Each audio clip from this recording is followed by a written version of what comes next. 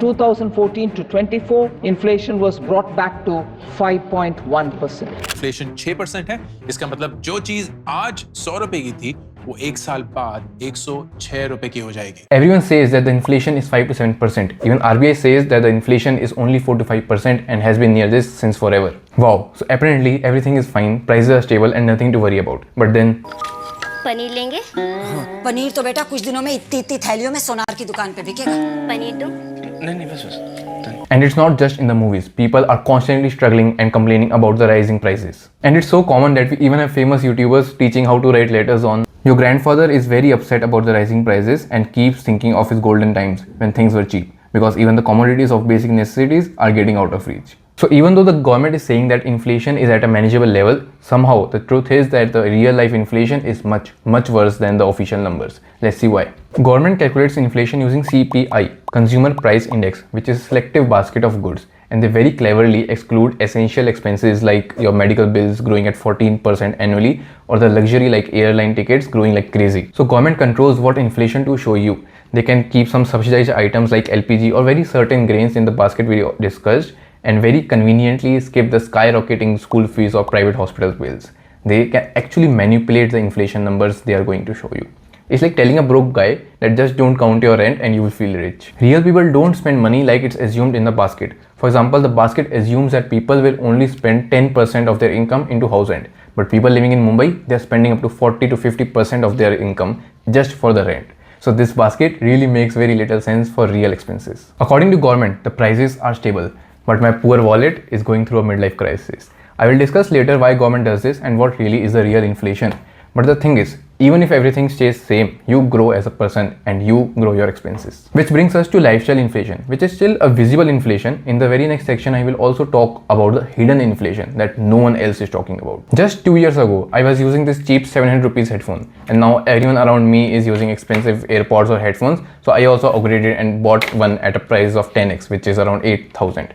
Now forget about official inflation data. The thing is, we start buying more value products. As income grows, people even start buying iPhones on EMI. So in some sense, inflation is your fault, at least to some extent. The point is, official inflation data does not account for people upgrading their choices. It will still include the 10 rupee tea from a roadside stall while you are now purchasing an expensive Starbucks coffee. And apart from this, then there is hidden cost of urbanization. Rent, education, healthcare and all lifestyle expenses rise as cities expand and economies develop. I live in Bangalore and here the house rents have almost doubled. Lifestyle inflation, as I said, is still something you see, and evil corporates know this. So they do all the calculations to make you spend more even without realizing.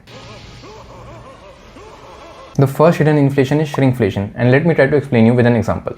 Let's say today one banana costs you 10 rupees. After a couple of years, one banana will still cost you 10 rupees, but instead of getting a banana like this, you will get something like this. So the thing is, brands will keep the prices same but reduce the product size. And they will do it slowly so you don't notice such drastic differences. And this is very common. It happens with all the everyday items like Maggi, Vim Bar, Dairy Milk or your favorite Parle-G. And since this was not enough because we can still notice the size, companies play another dirty move, which is the second hidden inflation, which is skimpflation. Let me again try to explain you with an example. So I have two munches here. One is this and second is this.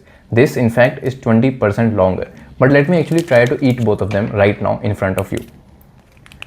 This is the 20% longer and this is the normal munch. Let me first try the normal munch. Both of them are of cost 5 rupees. Chocolatey. Let me try the 20% longer one now. Just by eating both of them, I can tell you one thing. This is definitely less chocolatey.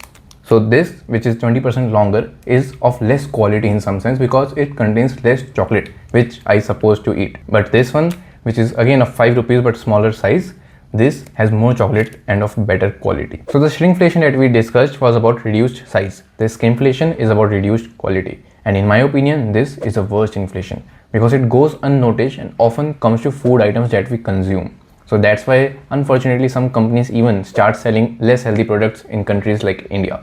So I must say that if you can afford, please take a close attention to the ingredients of any products you are buying and only buy quality products. So how bad real inflation is?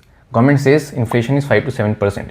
But if you're paying 10% more for rent, 15% more for groceries and 20% more for school fees, then your personal inflation is much higher. And for people like you and me, it's worse. Unlike wealthy people who have their investments grow along with inflation, middle class salaries don't increase at the same rate.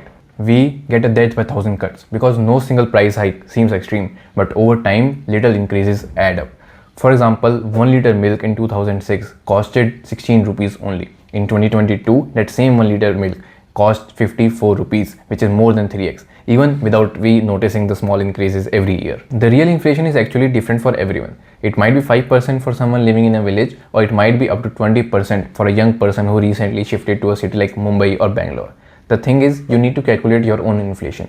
Measure your expenses every year, and after a couple of years, you will get an idea of how much they are increasing.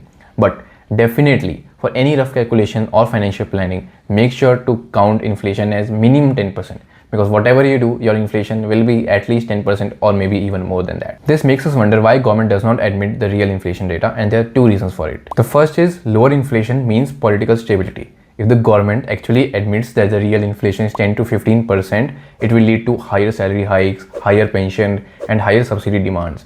And this will lead to increased pressure to control prices, which is obviously not easy. The second reason is about the central bank and interest rates.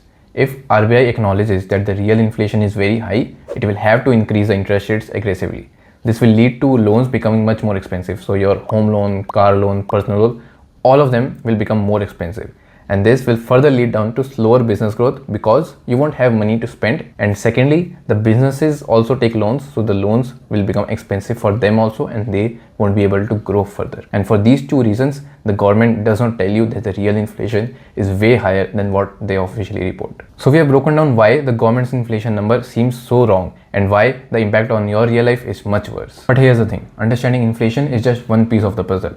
And if you're even slightly worried about your own money, you need to know other things as well. And that's why I want you to watch this video next, where I talk about the 7 reasons I learned personal finance early, and you should too. See you in this video. Bye.